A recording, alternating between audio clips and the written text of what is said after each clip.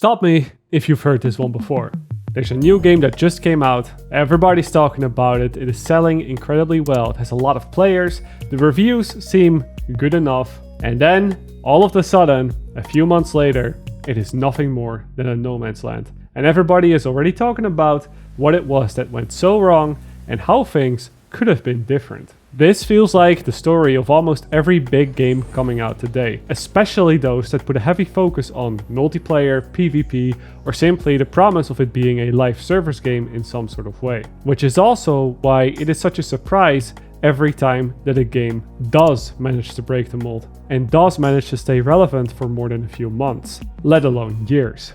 And one of those games, as you might have guessed by the title, is Naraka Bladepoint. This PvP Battle Royale type of game, released in August of 2021, so that is almost 3 years ago now, and instead of having that strong spike at the start followed up by a rapid decline after, the game has only managed to grow over time, to a point where it now sits comfortably in the top 10 most played games on Steam, reaching over 300,000 concurrent players every single day. And that is just Steam alone, when the game is also available on Xbox, PlayStation, and then the Epic Game Store. If that surprises you in any way, because maybe you hadn't heard about the game before this video, well, I don't blame you. It surprised me too, at first. But no, Naraka Bladepoint is huge. They've got a whole World Cup now, a professional scene so to speak, with real money involved. And looking at their official YouTube channel, they've been pushing out new content like Madman recently. They just released a new map, a whole new Battle Royale map, which we'll look at in this video.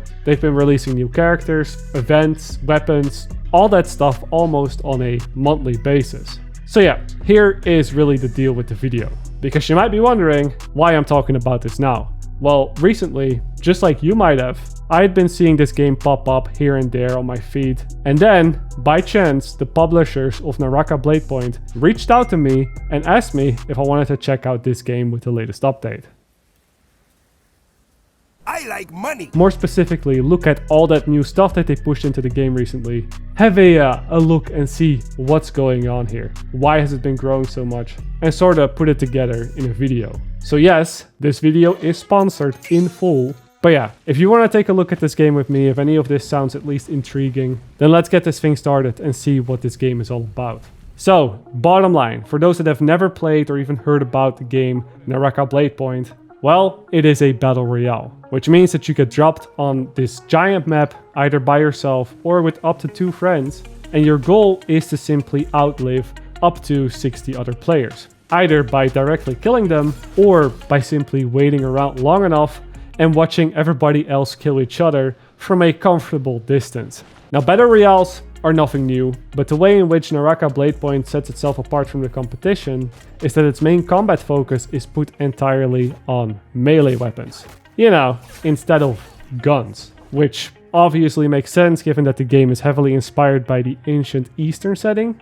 And well, that isn't usually depicted with people running around with AK-47s. But yes, this change to melee combat also has a bunch of large implications for the gameplay, because now it requires you to get close to opponents in order to even have a chance at killing them, and vice versa. If players want to kill you, they'd have to catch you first. This is why players that have played the game a lot often say that Naraka Bladepoint is as much about movement as that it is about combat. Or maybe it's even more about movement than the combat. Sure, if you want to get first place, you are eventually going to have to take some fights, much like every other game in this genre.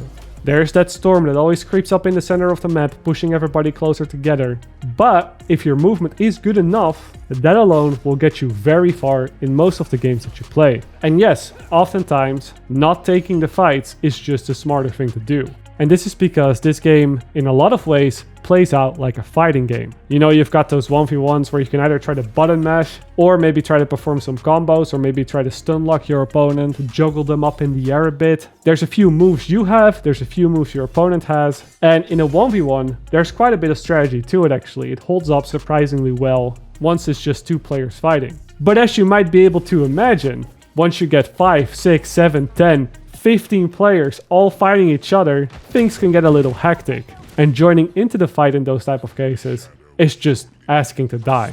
My go-to strategy in this game is to instead just sit back and try to pick any players apart from a distance. Because yes, even though the game focuses on melee combat and melee weapons, you still have ranged weapons as well. They're very difficult to hit because the players move around like crazy and the weapons are not hit scan, but sitting back like this is a valid strategy if you don't want to get caught up in the giant death ball that you sometimes see when everybody decides to spawn in the same location.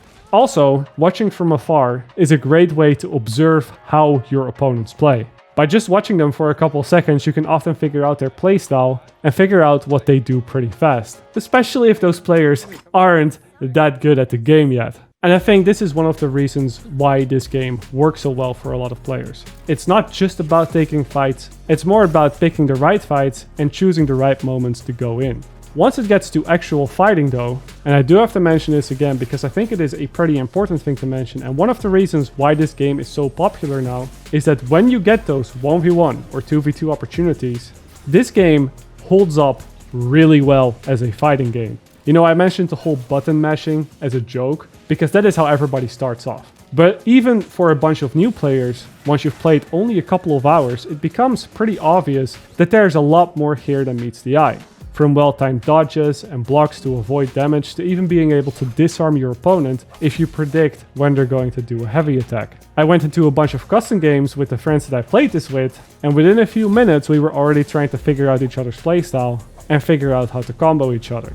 Obviously, it goes without saying that I don't know every trick in the book here. I wouldn't consider myself a pro by any stretch of the imagination. I'm not going to be playing in the next World Cup here. But even at that noob level, where I'm definitely still at, it is already pretty obvious that there's a lot of depth to everything you do. Not just the combat, but even the movement.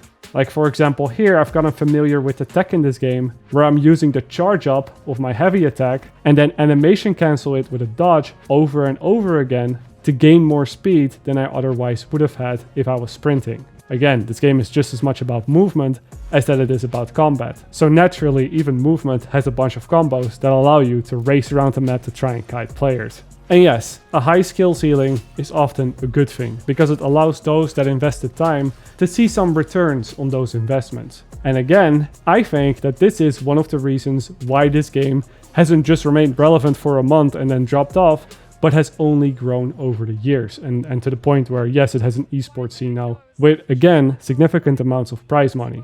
The big thing is, though, is that usually in games, a higher skill ceiling like this can also make the barrier to entry fairly steep. It can scare some players off and prevent such a game from growing.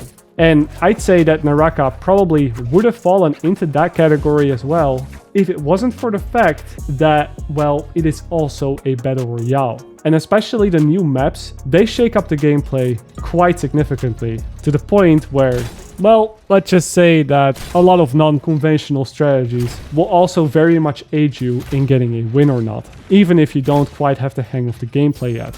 Obviously, with battle royales, there's always that RNG factor, the randomization of loot spawns, and you know where the player spawns, and in what areas the storm will push players towards the end of the game. But in addition to that, the new maps that Naraka Bladepoint has added over the years, and especially the new one that was released just a few days ago, they have a ton of extra events, quests, objectives, and even environmental hazards that constantly try to shake up the fights. And this does, yes, allow even the newest of players to succeed, even if you have no clue what you're doing in regards to combat. And I mean, I'm the living proof of that. But yeah, coming back to those map-specific features for a bit, the old maps, they already had stuff like having to find a statue for your character to do an emote next to so you can get some extra rewards, or you would find a key that would open up a loot cave with a lot of random loot and money that you could then spend on weapons next to a chest. What I'm saying is the older maps already had a bunch of ways for you to get a ton of gear without actually having to kill other players. But the new map that they just now released, called Perdoria, takes this idea and just turns it up to 11. It's the first map that they've released that takes place completely underground. And I think the lore behind this is that the stars or something light up the cave. The magic stars. I'm not sure what is going on with that. But it's a magic cave. And so there's a lot of magic and special toys in here. There's the small stuff, of course, that is only relevant in the early game, where there are these special fruits you can find depending on which biome that you spawn in that give you some varied buffs. One of them, for example, gives you extra attack damage, and the other one gives you silent steps. And yes, when they say silent steps, they really mean it.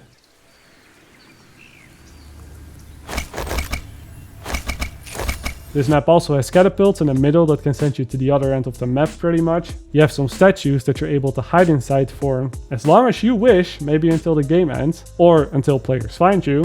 And there's this tree that you can connect to, much like in the Avatar movie, that consistently heals you as you fight. Those are just the small things. If we take it up a notch, there's a giant Flying Dutchman type of ship with a cannon that, for a price, lets you bombard any area on the map, dealing massive damage to all the players around. There's a bunch of hidden tomb-like areas that can be entered by opening some doors, usually requiring you to solve a small puzzle.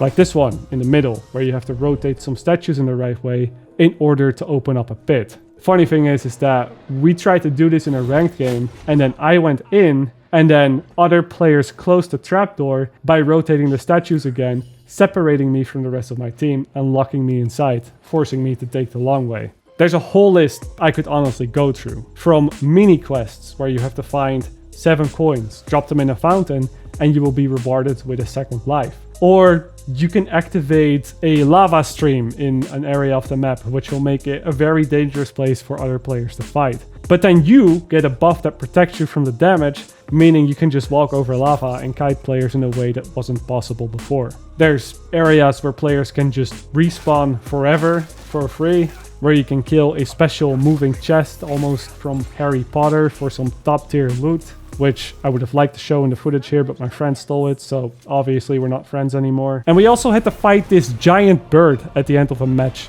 once, like a final boss fight after we had already killed every player in the lobby.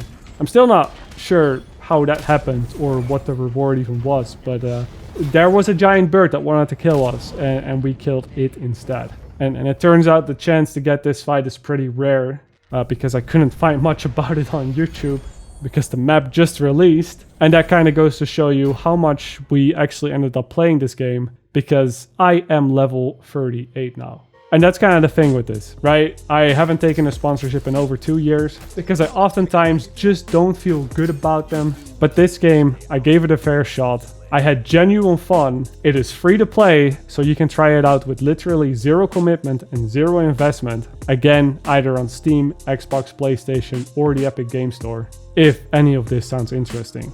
Now with that, I want to finish up the video. I want to tell you that I'll be back soon with some more content. I've still got a bunch of stuff that I'm working on right now, but for today, that is going to be it. Thank you very much for watching. A big thanks to Naraka Bladepoint for the sponsorship, and I will see you all soon.